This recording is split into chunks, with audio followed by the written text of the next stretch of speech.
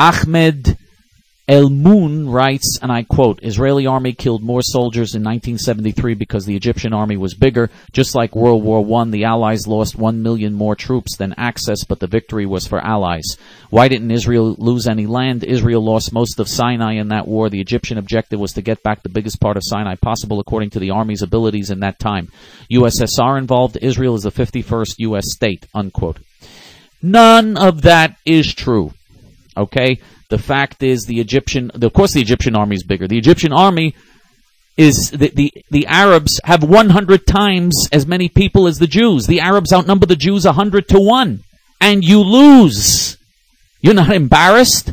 You can't win and you outnumber us 100 to 1. And we win in 6-day wars? I mean, come on. I mean, you know, and you're trying to make it, and talk about fantasy, you're trying to turn this into a victory? In 1973, you did not capture most of the Sinai. You did not. You captured a tiny little portion of the Sinai. A tiny little portion was maybe 5% of the Sinai in a surprise attack, and because it was a surprise attack. But by the end of the war, the Israeli army surrounded the Egyptian forces that were in Sinai. And you were completely cut off. And you were going to lose your whole army, was completely surrounded by the little Israeli army. What an embarrassment. The United States and the Soviet Union had to step in and pressure Israel to let the army out, to let the Egyptian army out and not destroy the Egyptian army. Of course, if I were prime minister, I would have destroyed the Egyptian army. I would have told the United States, and I would have told Richard Nixon and Leonid Brezhnev to go to hell, and I would have destroyed the Egyptian army.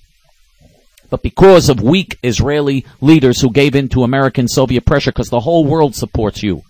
Israel is not the 51st U.S. state. The whole world supports you. Because of weak Israeli leaders who gave in to Nixon and Henry Kissinger and Brezhnev and the whole world wanting Arab oil. Because of that, you were saved from a complete, absolute disastrous defeat. They were going to destroy your whole... The Israelis could have destroyed your whole army in 24 hours when they surrounded your army. The Israelis were on the other side of the Suez Canal. That means they had all of Sinai and they were on the other side of the Suez Canal even. What a joke. They could have marched all the way to Cairo if not for the pressure. And this tiny little country wins these big victories, and you're talking about this as if you won? What a joke. Can't you ever face the truth? Can't Muslims ever face the truth? You don't want to look in the mirror and realize who you really are. And now we go to Shady Shea 81. One day everyone is going to know the truth. There is still no proof of God, and if there was, he would come down and stop the fighting. So sad that people trade a precious thing like life for a belief that was written by man. Don't we have good science fiction writers today? The only difference is that there were no cameras recording events in those days. Besides, it doesn't take an expert to find out that when you take someone's life, you cause pain, therefore it's wrong, unquote. You know, you're talking about morals and taking life, and what are you, kidding me? Atheists like you created communism and Nazism. Nazism and communism were basically people who were against traditional religion. They caused far more killing and far more death than anyone. Far more killing, certainly in the 20th century. Far more killing and far more death. So who are you kidding? There is no chance for morals if we don't believe in God. If we don't believe in God, everyone will kill everyone, and there's no chance for morals because man in his nature is evil without God.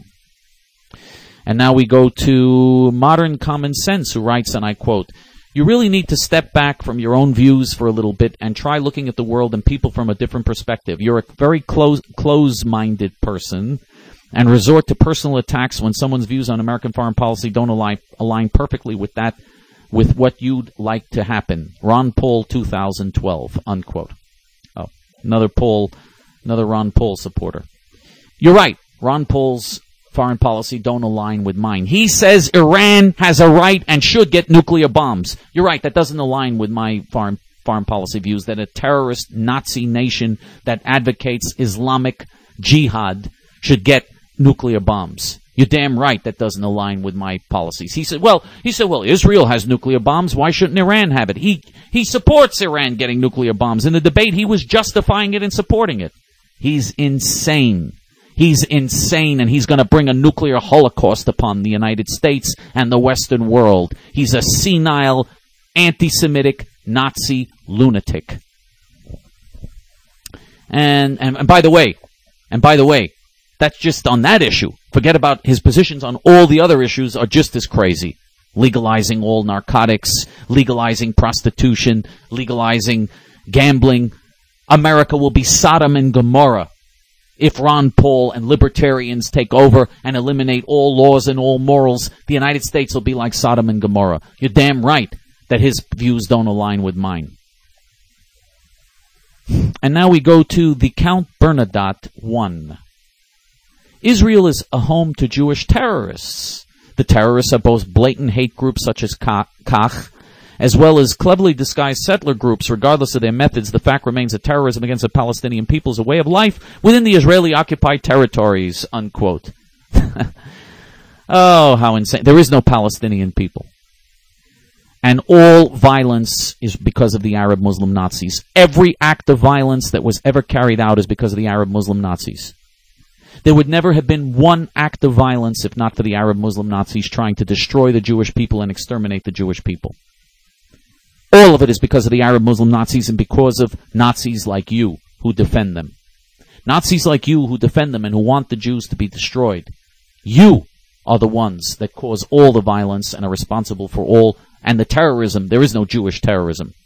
There is no Jewish terrorism. Jews who fight back and strike back against Muslim Nazi terrorism are anti-terrorists. You are the terrorist. You are the terrorist. You are supporting genocide against the Jewish people and against non-Muslims. And even if you, I don't even know, by the way, you're calling yourself Count Bernadotte. Maybe, I don't even know. Maybe you're a non-Muslim. If you are, you're very, very stupid. Because you're serving people who would cut your throat in 1 second.